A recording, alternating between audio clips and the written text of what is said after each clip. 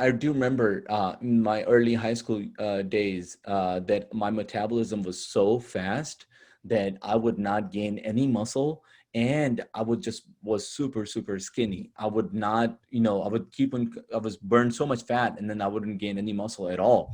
And what kept me going was that it was still something that was keeping me focused. So it was a better activity than what I would indulge in if I didn't go work out. So I wasn't hooked on it, obviously, because I wasn't seeing any results. In fact, I used to feel quite averse to it. But what kept me going was that if I go to the gym and spend 1 or 2 hours, at least I'll avoid something that is happening like a party or this and that. I'm not going to get involved in that, or I'll have less peer pressure. So sometimes you just have to look at it. What is the better thing to do? And then, like, if I don't work out right now, what am I going to do at home? I'm going to watch TV. I'm going to just sit around on social media, waste my time. And then there's a domino effect is, and what happens is you don't even, like, if you don't work out, then we're not going to eat right. Like, there's no point of eating right if you're not going to work out.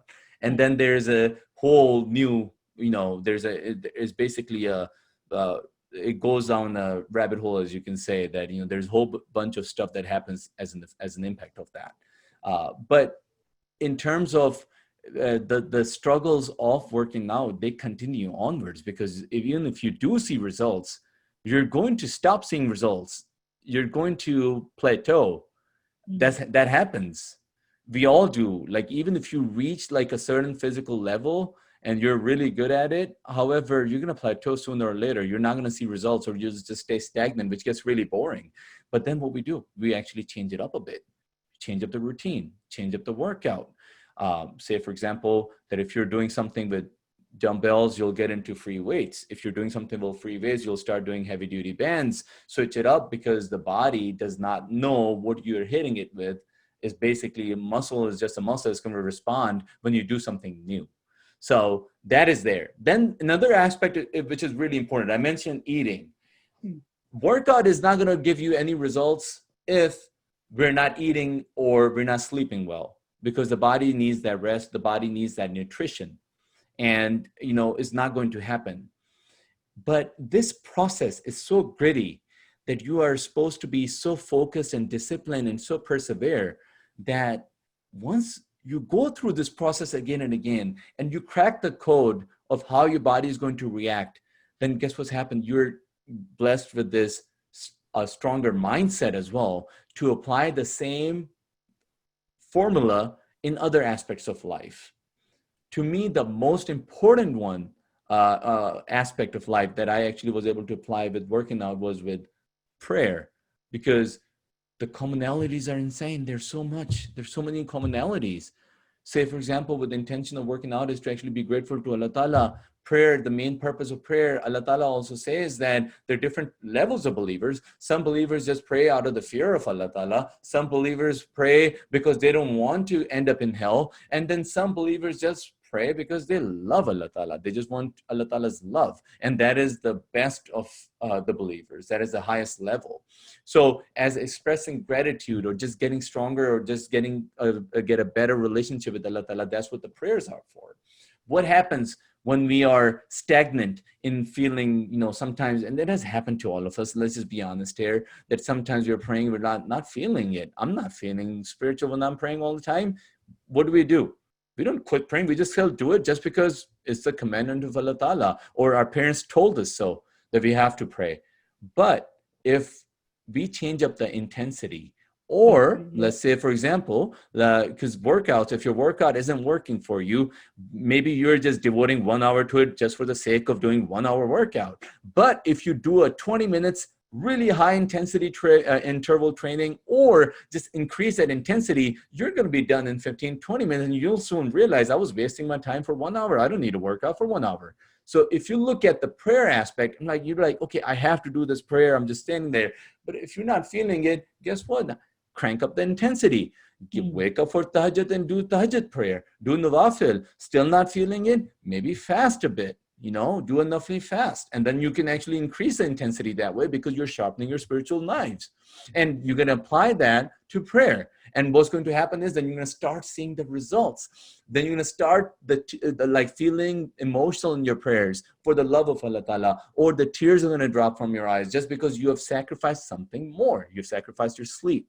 You woke up in the middle of the night. Or you did some other nawafil. It could be just be 2 nawafil in the middle of the day, or writing letters to Hazur. So you're changing up the formula just to find that perfect match. Now, once you even get to whatever level that you get to in spirituality, the most beautiful thing, before I continue, I must mention this. With workouts or with prayers, with spirituality, it does not matter what the person beside you is doing, because at the end of the day, they're running their own race. You're running your own. And that's what attracted me to working out the most, because it was just me. I don't have to compare to myself to the Arnold standing right next to me. No, he's on a different level. He's doing his own thing. But that does not mean that, I'm nothing compared to him, because I'm not even supposed to compare myself to him. I am running my own lap. Same goes with spirituality and prayers. Because if done for the right reasons, if you're not doing prayers for vanity or to showing off to anybody, then it does not matter what anybody else is doing. What matters is what we're doing, what's in our mind and our heart.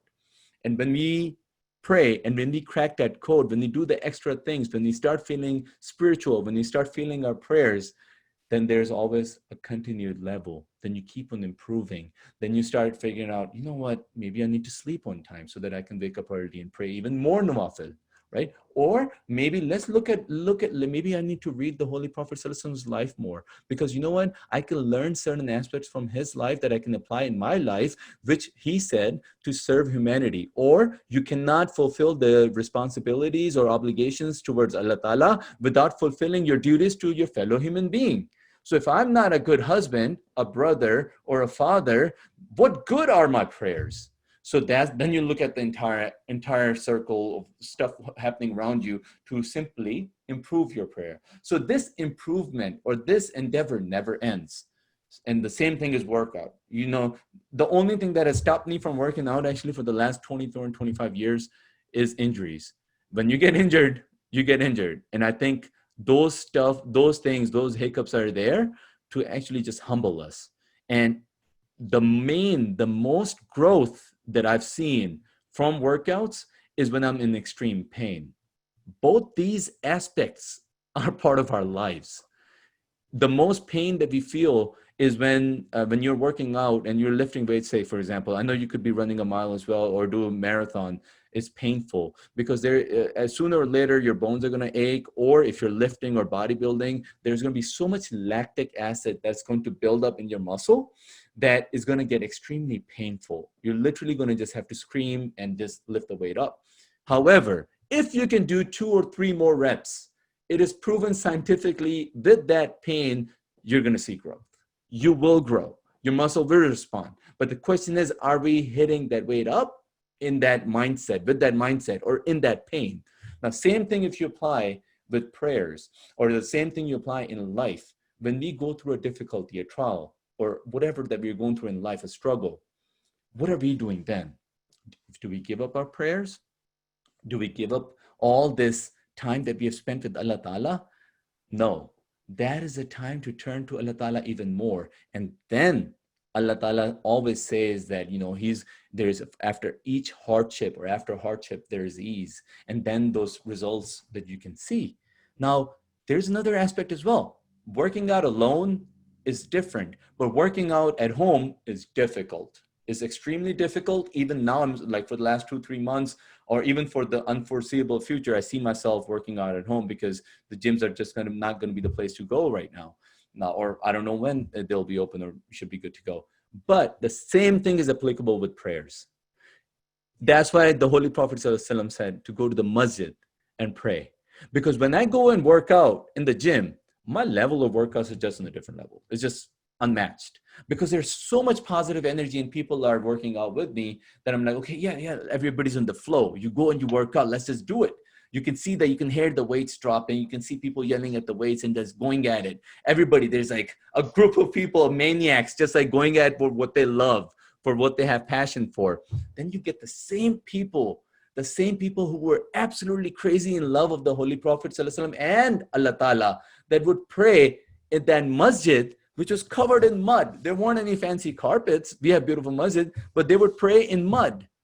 They would, and then when it would rain, they'll just get wet. But then they prayed together because of that synergy, that energy that they would get from prayers, that spirituality. Even so much so, the Holy Prophet ﷺ said to a blind person when that once asked him, Holy Prophet ﷺ, I'm blind. My house is actually a bit further out. And when I walk early in the morning, particularly early in the morning, there's a lot of bumps on the road. And I keep on stumbling, because I can't see. Do I have your permission, to just do at least Fajr? He only asked for Fajr at home because of this reason. And the Prophet said, yes, that's fine. And the man turned around. And then the Holy Prophet stopped him. He's like, stop. Can you hear the words of Azan from at your house? And he's like, yes. He's like, no, then you have to come to the masjid and pray. So we have no reason, excuses whatsoever to not go to the masjid or not pray in congregation.